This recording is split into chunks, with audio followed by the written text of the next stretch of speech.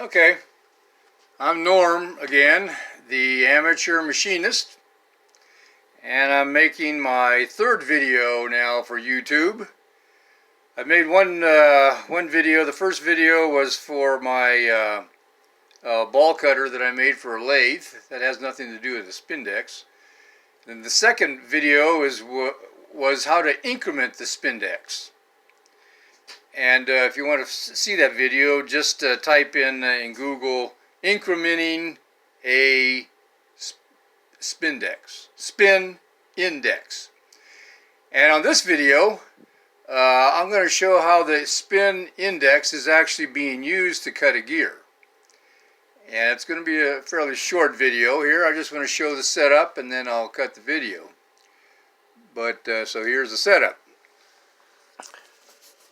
For starters, here's how I mount my Spindex to my little mini. I'm going to turn another light on here, get more lighting in here. There's my little milling machine that I got from Harbor Freight. Nice little thing. And I have a Spindex that I got from victornet.com. And I have it mounted in a vise. Now this vise here is, I think, a 6-inch vise. Let me check real quick.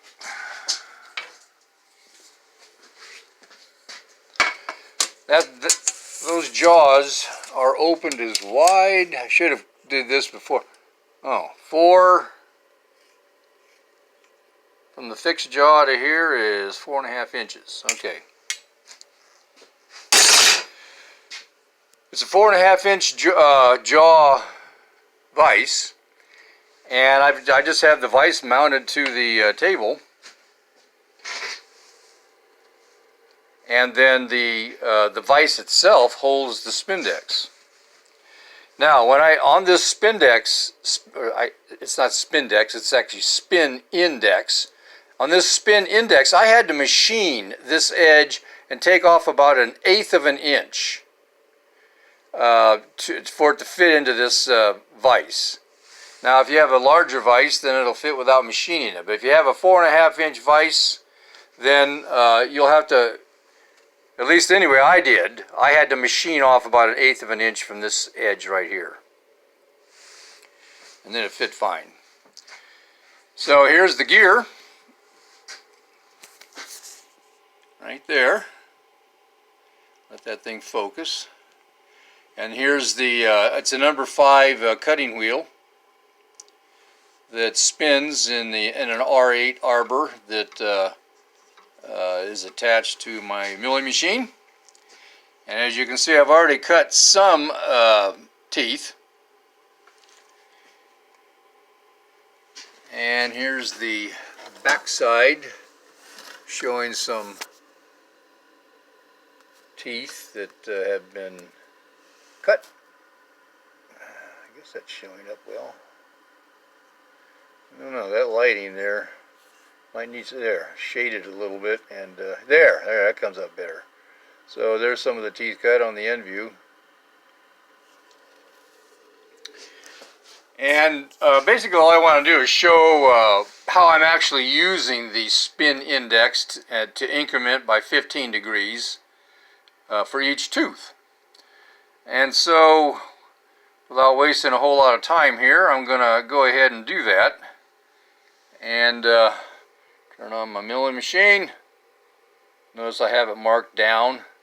When you do micro movement of the micro vertical movement, I can never remember which way is down, so I actually drew on there how to make it go down. So I'll turn it on.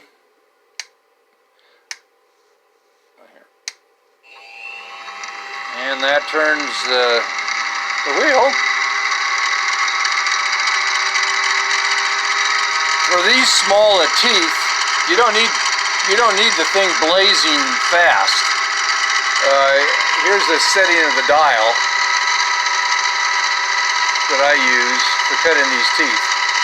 They're kind of shallow teeth, so you don't have to have blazing speed. Now I'm going to turn the dial here, that goes in, But before I do that, I have to increment for the next tooth.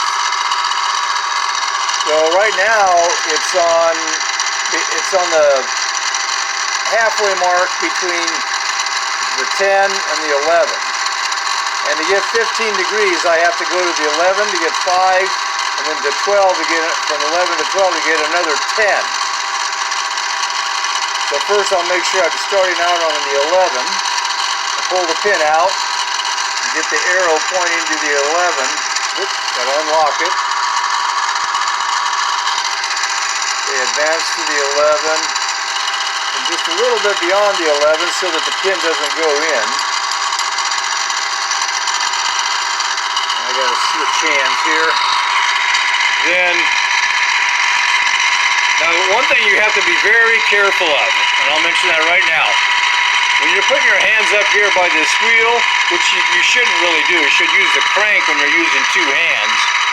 I'm holding the phone with one, so I have to do it this way. Keep your hands and fingers away from that spinning blade, okay? I don't want anybody getting hurt. Okay, so now I'm going to advance this thing. I'm pushing in on the pin, and when it gets to the 12, actually it just pushed in on the 5. I gotta go 5, a little bit more. On the 12, I'm gonna have to pop in.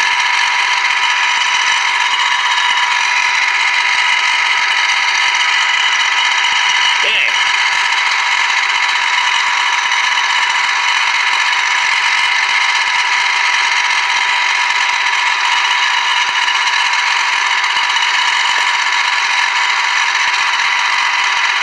I'm having difficulties here because I'm doing this with one hand. That isn't what I wanted. I wanted to go from the 11 or the 10 and a half to the 11. So 11. There it popped in. So now it's at the 15 mark, or 15 degrees. I went from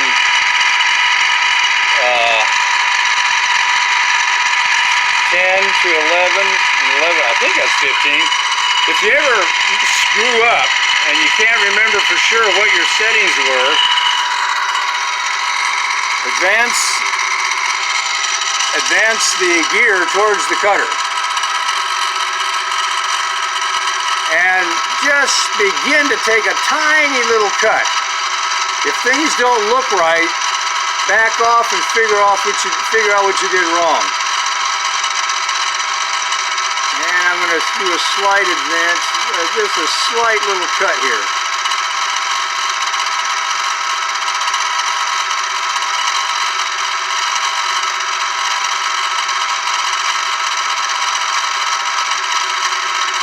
Okay.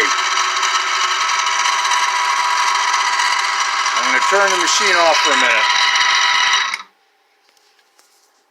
It's a good thing that I didn't keep going with the cut, because if you'll notice, let that thing focus there. Hold it still so it does not look the way it's supposed to look. See, I made just a tiny little notch right there, the way it's supposed to look. So what I'm going to do is I'm going to take this pin out, and you want to, with every tooth you do, you want to make sure with just a small amount of a cut to make sure it looks like all the other cuts that you were making. And I made a mistake because I'm distracted by making this video. And so what I'm going to do is I'm going to put this thing back. I don't remember exactly where I was. And I'm going to put one of these teeth on the cutter back into a notch. Oh, here, that looks a little bit.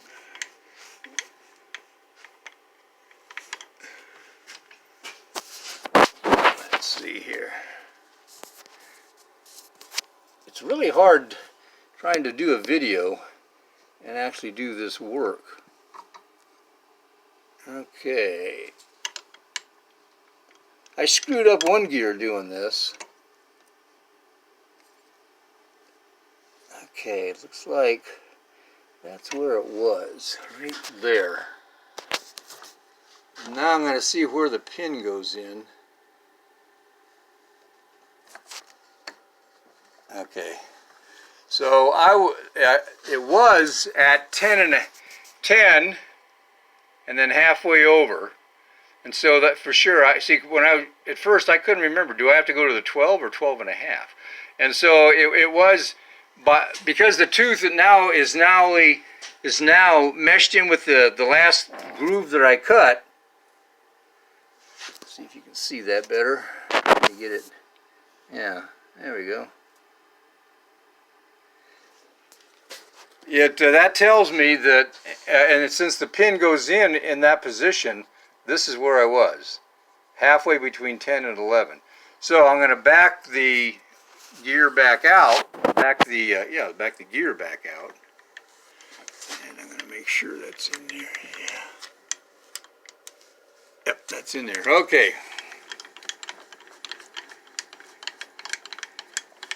Now what I'm going to do is I got to advance it to the 12. 5 degrees from the middle mark here to the 11, and then 10 degrees from the 11 to the 12. So I'm going to first of all put it in the 0 one and make sure I'm on the 11 mark. If I'm not right on the 11 mark, this pin won't go in, but it did. It went all the way in, and it locked the wheel. Trying to turn it, and it locked. So I know I'm on the 11, I know I've advanced 5 degrees. Now I have to go to the 12 for another 10 degrees. And so I'm going to do this with the knob. It's a crank. See, I'm going the wrong way. So now go to the close to the 12. Now I'm close to the 12. I'm going to put pressure with my thumb on here and there. While I was turning the wheel, I'm putting pressure with my thumb. It popped in at 12. Now I know I've advanced 15 degrees, and I'm on the right mark here. And normally you don't go through this much trouble for every tooth, but I kind of blew my mind by doing this video and causing all the distractions in my brain that are caused by doing this video. I'm trying to multitask here, and I don't think I've ever been that good at it. And I'm going to turn this on now and see if we get the right cut. My gosh, I'm already at 13 minutes. That's way longer than I like to make a video. Okay. Okay. And again, I'm going to creep it in just to make sure I'm making the right cut.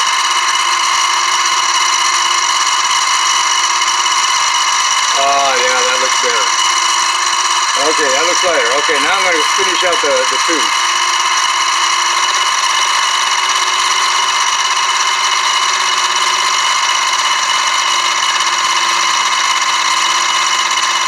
Just cut nice and slow. And remember, always be aware of where your hand is in relation to that spinning blade. It will tear you up if you get your hand in there. And I mean tear you up.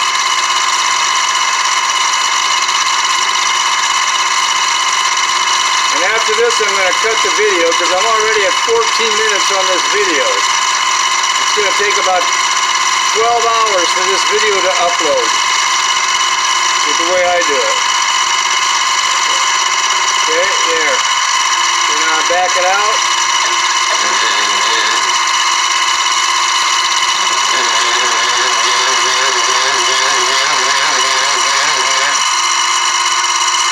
Alright, now I'm going to turn off the milling machine. Show you the cut I just made. Now the very last tooth down here. You know, people say you're cutting a tooth. You're actually not cutting a tooth, you're cutting a valley. And when you cut two valleys, the result then is a tooth. So I'm going to try to use the correct terminology. I cut a valley on here, and I cut a valley there, and that results in a tooth there, right? Now, I don't know if the camera shows it that well, but that little mark that I made before, you can tell how it would have been off if I would have cut it there. So, all right, that's the end of this video. Cutting a tooth Spindex.